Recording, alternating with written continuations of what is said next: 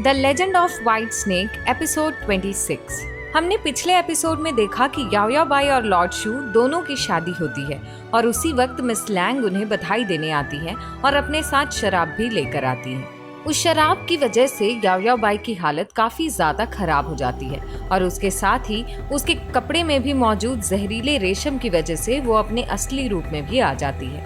वहीं लॉर्ड शू दरवाजे से अंदर जाने की कोशिश करता है और अंदर चला जाता है। और अब आगे एपिसोड की शुरुआत में हम लॉर्ड शू को देखते हैं जो कि याओ याओ बाई के कमरे में होता है। वो उस व्हाइट स्नेक को देखता है और उसे देखकर सोचता है कि ये याओ याओ बाई की जगह पर क्या कर रहा है। वो उस सांप से पूछता है कि मेरी पत्नी कहाँ है, वो तो इस कमरे में आराम करने आई थी ना। वहीं दूसरी तरफ हम मिस लैंग को देखते हैं जिसकी हंसी नहीं रुक रही थी। मिस लैंग इसलिए इतना खुश हो रही थी क्योंकि उसे लग रहा था कि आज रात याओ याओ बाई का सारा सच बाहर आ ही जाएगा। इसी बीच वहाँ कीशाओ उस छोटे बीस्ट के साथ आ जाता है। वहीं दूसरी तरफ हम माउंटेन किंग को देखते हैं जो याओ याओ बाई के कमरे में जाती है। लॉर्ड शू माउंटेन किंग को देखकर उसे पूछता है कि याओ याओ बाई कहाँ है, वो इस कमरे में नहीं है। तभी अचानक वो व्हाइट स्नेक लॉर्ड शू पर हमला कर देती है। माउंटेन किंग उसे रोकती है और कहती है कि ऐसा मत करो, ये तुम्हारा पति है, नहीं तो बाद में तुम बहुत पछताओगी। और अब लॉर्ड शू को पता चल जाता है कि ये सांप और कोई नहीं बल्कि उसकी पत्नी याओ याओ बाई है। इसलिए वो बेहोश होकर नीचे गिर जाता है। तभी वहाँ कीशाओ पहुँचता है और ये देखकर वो फौरन उस सांप पर हमला करने वाला होता है कि तभी माउंटेन किंग उसे रोकते हुए कहती है, इन सब का दोष तुम याओ याओ बाई को मत दो, उन्हें फंसाया जा रहा है। उसके शादी की पोशाक पर जहरीली रेशम है, इससे उसका दिमाग खराब हो गया है, आप इन्हें मार नहीं सकते हैं। लेकिन फिर भी कीशाओ उसकी बात ना सुनते हुए तुरंत उस सांप पर हमला कर देता है। तभी उस जहर का असर माउंटेन किंग पर भी होता है जिसकी वजह से उसे खून की उल्टियां होने लगती हैं और वो भी नीचे गिर जाती है और कहती है कि याओ याओ बाई ने तुम्हारी जान बचाई थी, क्या तुम उसे इस तरह चुकाओगे? अगर तुम्हें सांप को मारना ही है तो तुम मुझे मार दो, लेकिन याओ याओ बाई को कोई चोट मत पहुंचाओ। माउंटेन किंग कीशाओ पर चिल्लाती हुई कहती है, मुझे विश्वास नहीं हो रहा कि तुमने याओ याओ बाई पर हमला किया। इस पर कीशाओ कहता है कि अगर मैंने उसे अलग नहीं किया तो उसके लिए अपना मानव रूप हासिल करना मुश्किल हो जाएगा। मैंने अपने जादुई कौशल का इस्तेमाल उसके बीस्ट रूप को छुपाने के लिए किया था, बस, और इससे ज्यादा कुछ नहीं। लॉर्ड शू के शरीर में जहर उसके दिल तक पहुंच चुका होता है और उसका इलाज नहीं मिल रहा होता। माउंटेन किंग कहती है कि हमें उसे बचाना ही होगा। इस पर कीशाओ कहता है कि मैं सोल कलेक्टिंग लाइट हासिल करने जा रहा हूँ। माउंटेन किंग उससे पूछती है कि ये सोल कलेक्टिंग लाइट क्या है।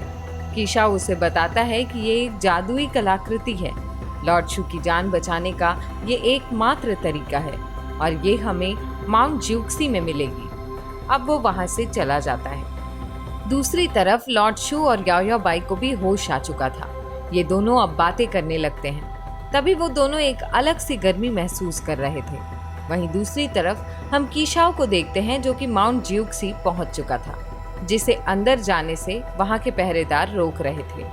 तभी वहां एक बच्चा आता है और उसे लिंगचू के नाम से पुकारता है, जिसे सुनकर कीशाओ कहता है कि मैं कीशाओ हूँ, ये लिंगचू कौन है? तभी वो बच्चा उससे कहता है कि ये स्वर्ग के रहस्य हैं, मैं ये तुम्हें इतनी सरलता से नहीं बता सकता।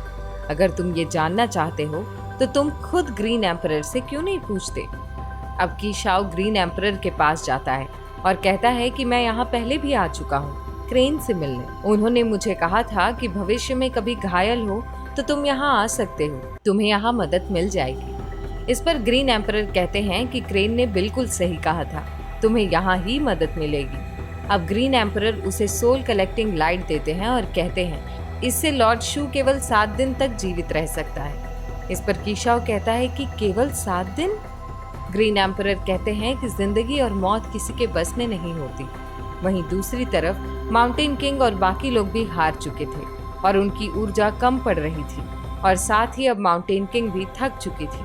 तभी वहाँ कीशाओ सोल कलेक्टिंग लाइट के साथ आता है और कीशाओ याओ याओ बाई को बताता है कि इससे लॉर्ड शू केवल 7 दिन तक जीवित रह सकता है। इस पर याओ याओ बाई कहती है कि मुझे तुम बस 1 दिन का समय दे दो, मेरी एक आखिरी ख्वाहिश है, मुझे पहले उसे पूरा करना है। अब वो और माउंटेन किंग दोनों ही मिस लैंग के पास जाते हैं और मिस लैंग को उस जहरीली मकड़ी से कटवाते हैं। और अब याओयाओ बाई उससे कहती है कि आपको इस तरह से ये नहीं करना चाहिए था।